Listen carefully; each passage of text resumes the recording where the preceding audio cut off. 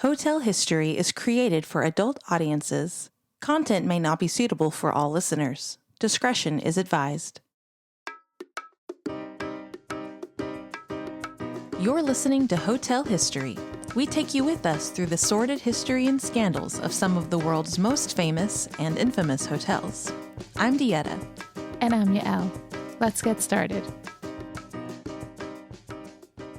All right, welcome back to Hotel History, Yael. Thank you for having me, Dieta. What are we talking about today? Today, we're talking about the most important aspect of staying in a hotel, which is room service. Ooh. The origins of room service. Apparently, this wasn't a given when hotels started. Seems like should have been. It should have been. Shouldn't have been a big leap. Yes, and I guess we should stipulate this is the origins of modern room service because technically, like back in like the 1800s, if you were staying at an inn, you could probably have a meal sent up to your room if you really needed to. Or a meal was included and you could eat it. You could eat it in the room. I don't know if you can take, I don't think they delivered it to your room. No, they did not deliver it. So you would take your meal and, you know. And you definitely would not have been able to call down and order it. You would have had to send a servant or go yourself. A lot of places you had to order your food through the lobby. If you hadn't made it to the restaurant sitting hours, because also restaurants didn't just serve food at any time of the day. They had specific hours. You were on their schedule. So modern day room service came about only in the early 1900s. Mm-hmm. And the hotel that popularized it, or that gets credit for popularizing it, is the Waldorf Astoria in New York. Yes. So the Waldorf Astoria was a symbol of luxury, distinction, taste. It really catered to the elite of New York society. As you can tell, just based on its name, the Astors were clearly involved in the Waldorf Astoria. Yeah. So we're not going to go into the history of the Waldorf because we have that planned for a future episode because its history is really interesting.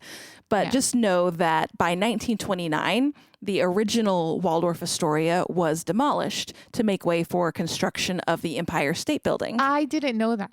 I didn't either. And I'm from New York. That's so sad. Yeah. So if you go to the Empire State Building, you're standing on the grave of the original Waldorf Astoria. So I think when you go to New York, you're standing on the grave of a lot of things. That's fair. That's fair. So the original hotel was opened in 1893. So it had been around for a few decades by that point, and it had earned a reputation as one of the most opulent hotels. 2 years later, in 1931, the Waldorf opened at its current location on Park Avenue between 49th and 50th Street, and they immediately added as many modern innovations as they could. They kind of thought that their old one was a bit of a dinosaur, so they were like, let's... if you're gonna do it over, you've got to. You got to get with the times. The times of the 30s. Yeah, which I know I'm like in 1931, that's when you decided to rebuild your giant luxury hotel. Well, they probably got a good deal because the economy wasn't doing too well. That's true. I'm sure the real estate market was not what it had been. So they took advantage. So they added as many modern innovations as they could. They fully wired every floor with electricity. They put a telephone in every room. So I know that's something you will love. Yes. This goes into our appreciation for telephones in hotels. Yes. They made it to where you had to have a reservation to eat in the restaurant. And they invented modern room service where people would bring food to your room after you called with your hotel room phone and ordered it. So that's why maybe the birth of room service happened is because they did have the electricity and the phone in every room, and if you don't have the phone in every room, then how the hell are you going to get room service? Going to have to walk yourself down to the lobby and order it. So this made it possible to have a menu in the room, all of that stuff. President Herbert Hoover broadcasted on the radio from the White House that the opening of the new Waldorf Astoria is an event in the advancement of hotels, even in New York City. Okay, but why? Yeah, why? Like, this was a big deal for the president. Maybe because it they think it would like bring hope to the people? Like, oh, the depression's not so bad. Look what we got to do. We built this big hotel that you can't afford to stay in. You poor people. You peasants. But I think, maybe it was a time where they needed hope and innovation. And he was like, no, we're doing good things. Also, the radio was Twitter of the 1930s for the president. Yeah, it's true. But also, Herbert Hoover, from what I recall, was not a super popular president. So this might not have been like well received. I don't know. I feel like nothing is. If a president talks, it's not well received for some people. But I think it's also, one, we don't know if he had an investment fair in the Waldorf Astoria or who he knew, because we know that hotels, presidents, politicians get real messy. And one, he's trying to highlight and take credit for something he has nothing to do with it. He's like, I'm a good president. And two, he sounds like Trump a little bit. I can't now, hearing the past presidents, the way they talk, I'm like, that's something Trump would say. It's like, it's the best hotel ever. Like, whatever. Anyway, the hotel's plan to offer room service was more about ensuring guest privacy than offering an indulgent amenity.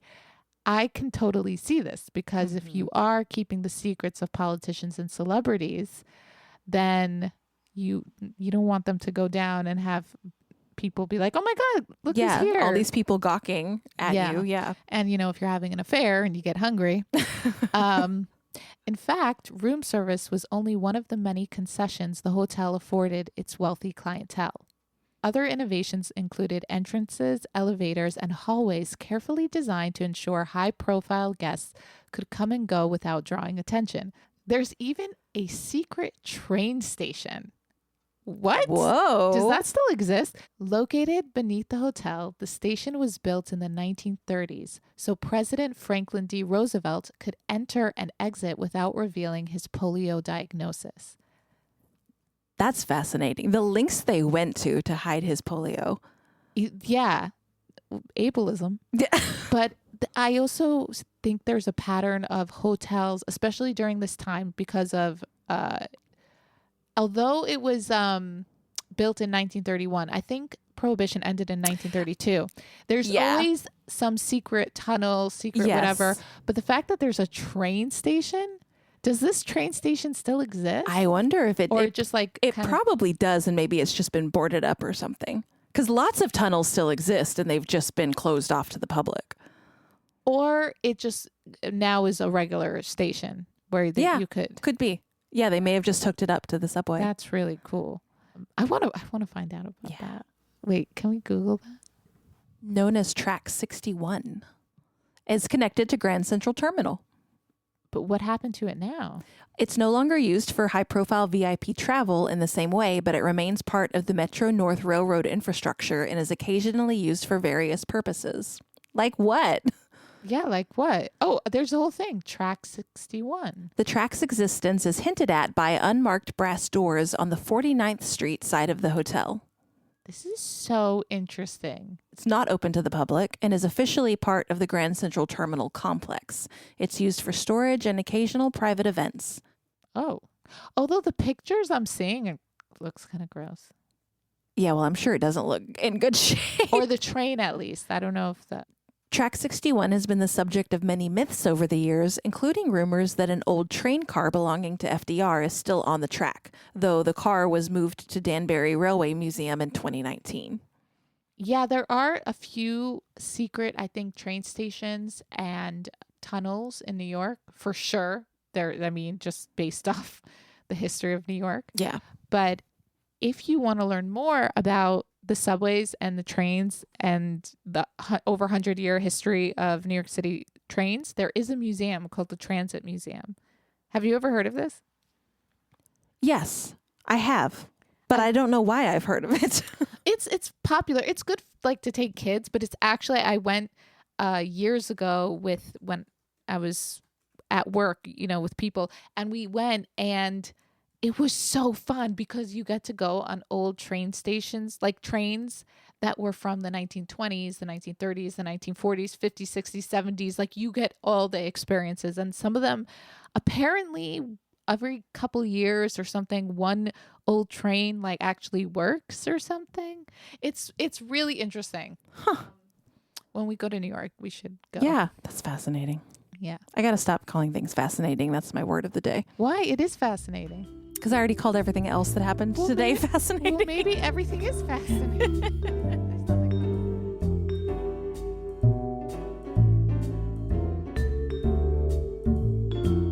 The Waldorf's early room service menus were gourmet, of course. Of course.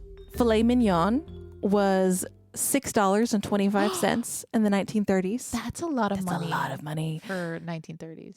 Maine lobster salad was $4.60. Both of those were mainstays. Wow. And a rose topped every order that went out. Oh, let's talk about the pricing then, because it sounds like a steal. It's like I can get a taco with that. Okay. But at the time, people making like $1 a week. Think about that. Yeah. Oh my God. In 1931, $6 had the same purchasing power as around $132. That's fucking crazy. So that was really expensive. That was really expensive. For filet mignon, you're going to pay $130 for filet mignon. Wait, how much was a room? Good question. The filet mignon is almost as much as staying in the actual room? It was like $10 to $20 a night. That's crazy. Wow. So it's always been a luxury place. Woo. So food and hotels, there is a special creation there, a special connection. So one story holds that even the origins of Eggs Benedict goes back to an early Waldorf Astoria room service order. Lemuel Benedict, a retired Wall Street stockbroker, was staying at the hotel when he ordered a slightly unusual egg preparation. Apparently, it was his tried and true hangover remedy. This tracks. The chef successfully created the dish according to Benedict's instructions and subsequently made a few tweaks before adding it to the hotel's room service menu. Wow. So, Eggs Benedict hangover food. I could see that. It's got a lot of fat in it. Yeah. It's intense. Yeah. But what's really nice is they still credited him. Yeah. They didn't take away his name. So room service, I think, pretty much became a staple. Like it basically, once the Waldorf did it, luxury hotels everywhere started picking it up. And then it eventually trickled down to some of your lower end hotels. I mean, places like motels and motor lodges aren't going to have that ability, but your more upper crust hotels are definitely going to do that until COVID happens. And then that really took a toll on traditional room service, apparently. I did not stay in hotels during COVID, so I didn't know this. I know. I didn't either. So apparently a lot of hotels suspended their room service in 2020 and started recommending that people get food delivered instead. Okay. I guess they didn't want... I don't get how... Maybe they didn't want the liability of people cooking things in the kitchen, and they probably had to shut their restaurants down anyway. Oh, yeah. And then they don't want to have to just keep the kitchen open for room service orders.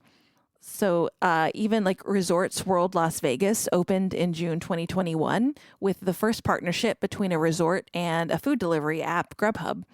And that was followed by numerous other major hoteliers contracting with delivery companies to provide room service like Uber Eats, DoorDash, all the other ones. But I think that's now... They brought back room service. It's yes, no longer. I mean, you could get Grubhub sent to your hotel, the hotel room with no problem. But yeah, when we were in the Mayflower, we could order room service. Yeah, Mayflower had room service. I think that people just expect hotels to have room service. So I think once the pandemic ended, I'm sure guests were like, "What do you mean no room service? Come on." I think now it doesn't make sense. Yeah. There's no reason to get rid of it, and it's a money maker. So yeah.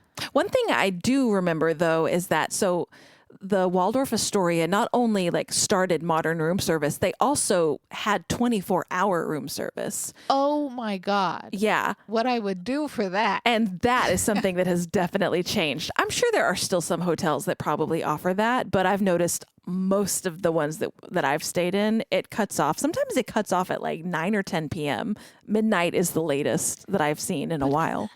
The whole point is that, like, you know, you can't sleep and you're hungry and you want to, like, or your flight got delayed a million times and the restaurant is already closed and you got to have something. So I'm for the 24-hour room service. Yeah, especially at a fancy hotel like that. So almost a century later, room service has become a standard in every hotel, and hotel guests continue to make specific, sometimes unusual demands. Surprise, surprise. Especially if they're celebrities. Or they are at the plaza. Yeah. Yeah, that's true. According to a 2023 survey published by Hotels.com, some of the most memorable room service orders in recent history included melted ice cream, boiled bottled water, and diet water. What is diet water? And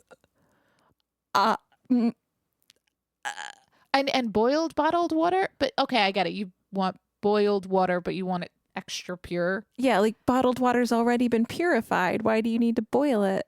Well, is it like boiling hot that when they deliver? Yeah. Oh, do they want it that hot? I mean, melted ice cream sounds weird, but I can see some people wanting. That's not weird.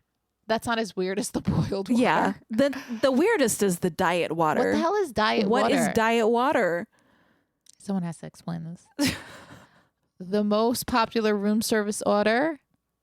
Guess, which I'm not surprised. Most popular room service order. It's got to be something really like stable, like something comforting, like a sandwich or something. Yeah, no, it's a hamburger. Okay, yeah, that or like absolutely. A cheeseburger. I could see that. Well, that's exactly what I'd want to order if I was ordering room service. I was thinking, I'm like, man, I would just order like a cheeseburger. Like that's a good thing to order for room service. I think it depends on the time. Like if I was ordering breakfast, I might want to order something a little fancier actually to like have that like, oh, I'm in my robe in my beautiful hotel room. I want to have a breakfast. Like eggs Benedict. Yeah, like eggs Benedict. But if I'm ordering at like 11 o'clock at night, I'm going to want a burger. Yeah. You got to keep the classics on the menu. Yeah. So 43% of guests surveyed said they prefer eating more casual food in bed and would rather indulge in items like sushi at restaurants.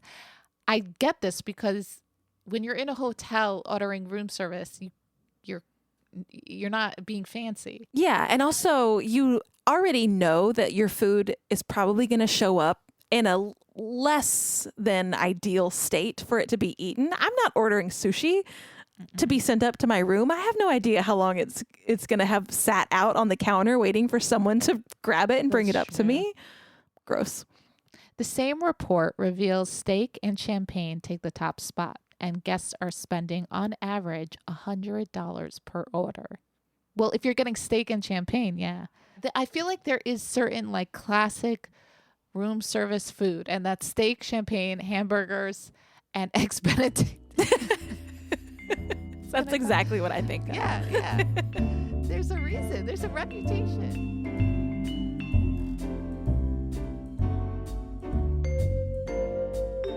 So there are definitely some hotels that strive to like bring an extra something to their room service offerings besides diet water.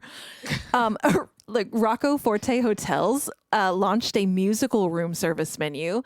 They offer guests the chance to book in-room recitals at some of its famous properties, like a bagpipe masterclass at Edinburgh's Balmoral Hotel and a performance by musicians from Berlin State Opera at Hotel de Rome in Berlin. I'm sorry, what? That's crazy. How much is this room service? Excuse me, I'd like to just order some opera, please. Yeah, I want to learn how to sing opera. Wait, do you know what this reminds me of? And first, wait, is this popular? Do people do this? I don't know. And do you get to like choose what you want them to sing, or do they come with like a repertoire? Like they're like, I'm going to play this for you. I don't know. Because I want the opera singers to sing Bruno Mars. Yeah. No, if you're paying enough, they'll do whatever you want. But you know how Airbnb is kind of doing this now. Yeah. They're advertising. So not only you get the ski cabin, but you get the ski instructor too. Oh, yeah. And I'm like, this is it. This is okay. I mean, in a place like Edinburgh, obviously, yeah, offering people the chance to learn the bagpipes would be like something that people would try there. But outside of your hotel room. Yeah. Not necessarily in your hotel. How lazy are you? Well, fair. And also, how much do you hate your fellow hotel guests? Yeah. Bagpipes are an outdoor instrument. They are meant for the battlefield. Also, let's talk about liability. Yeah. You're a bagpipe instructor and someone's like, come to my hotel room. I don't think so. Like, I don't know how much money you're putting on the table there, but like someone else has to be there for supervision. I mean, it's weird to go to someone's hotel room. Yeah. Unless you're, I know masseuses get called in, but sometimes they're from the hotel. Right. And there's it's like a spa service. Yeah. And that's a little different. Yeah. At the Rome Cavalieri Waldorf Astoria, you can order a 15-course imperial breakfast on their room service menu. See, this is, I might want something like a crazy breakfast like this. So it costs £250 and it includes champagne, quail eggs, botarga. I'm too poor to know what that is. Black truffles, honey lacquered duck. They have lacquered the duck in honey. That's what costs so much money. And lacquering. And pineapple carpaccio. Pineapple carpaccio. Come on. Guests can also Didn't order. we slice a pineapple? I didn't know that's what carpaccio meant. That is so funny to me. Whenever you think of like beef carpaccio, like I've had carpaccio, I'm like, it's just super thin. Yeah. Guests can also order the element of surprise, capital letters, element of surprise offering, which is a platter of Sicilian citrus lobster medallions served with a very special side of 500 roses. My God. And is that also only £250? I think that's going to be extra for sure. It's going to be $500 for those 500 roses. That sounds cool though. I mean, if you're going to go all out, if you have the money. Yeah. I would do it. Yeah. Do it. Just go for it. Like, don't experience skip now. This. You know? That's great. Yeah. At the Milestone Hotel in London, the room service menu includes an in-room mixology masterclass led by Angelo Lo Greco, famous for his encyclopedia-like knowledge of cocktails. Okay, so this is like the bagpipe. Yeah. But cocktails. But quiet. But quiet until you get drunk. All of that for the masterclass mixology by this man cost £250 per couple. Okay, that's not bad. Greco will either prepare guests' favorite go-to tipples or create something unique after a quick consultation. You see, I like that. Yeah. Because then you can experiment and learn and taste new drinks. Because you know me, I'm very picky with my drinks. And I'm always like, I don't want to spend $20 on a drink I don't know. Yeah. But if the guy's there willing to try it out, then. Yeah. The hotel also has an artist in residence who can be booked to paint guest portraits. Okay. Wait, what? That feels very 19th century luxury. They're going back in time. You're going to have, first you can have like an imperial breakfast. You can learn the art of the mixology. You can learn the bagpipe and you get your portrait taken. That's... Yeah, they want you to feel like an Astor at all these hotels. Okay. Who is this artist in residence? Do they change it up? They might change it up. Maybe so. Different. Yeah. Yeah. Okay. How much is that costing? It's going to be expensive because I had a friend who had an artist live paint her wedding reception and it was like $3,000 to $5,000. It's hard. It's really hard. It takes a lot of practice and portraits. I mean, to look at a stranger and then get their eyes right, that's got to be. Yeah. You should just hire a caricature artist. It's cheaper. I don't think you could pay as much for that. Charge as much for that. No, you can't. Denny down on the dock will do it for $20. It's like, where did you find him? On the boardwalk. Now we're headed back to the U.S. Houston's Post Oak Hotel's room service menu, it's likely going to be the most lavish burger you ever encountered. And I think I've heard of this burger. It's called the Black Gold Burger. It's made of 16 ounces of Wagyu beef imported from Japan and topped with seared foie gras and black truffles, served in a caviar-infused black and 24-karat gold brioche bun. That is like all the fancy, most expensive things in one burger. No wonder it's going to be expensive. Well, I didn't even get to the price yet. On the side, you get 24-karat gold hand-cut fries. What the fuck is with the 24-karat gold? Does it taste good? So what do you wash it down with? To wash it all down, the burger comes with a 2006 bottle of Dom Perignon champagne. Of course it does. Of course it does. And it won't be a cheap meal because it's going to cost you $1,600. Wow. Yeah. With the champagne and the 24-karat gold. And you know what? Everything. The price of gold has gone up, so it probably costs more now than when this was written. Yeah. Can I just buy a gold necklace with that money? Just be like, here, melt this down and coat my fries in it.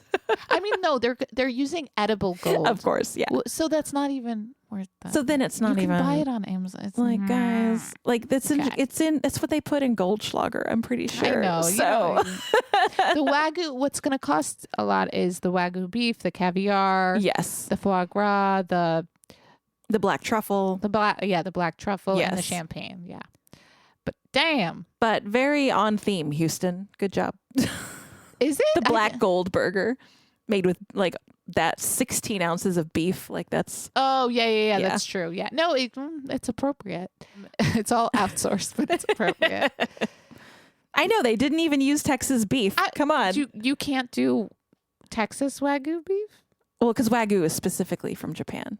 I thought the style is from Japan. Can't you make Wagyu? No, I think the cow is from Japan. There you go. That's what they have to import it. But I think you can get at least a $600 discount if you ask for Texas. Right. Yeah.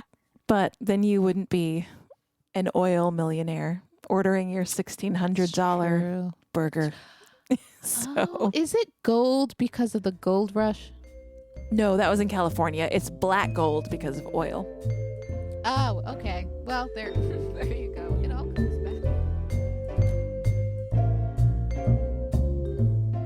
Thanks for listening to Hotel History. You can follow us on most social media platforms, Patreon, and Substack by searching for Hotel History or Hotel History Podcast.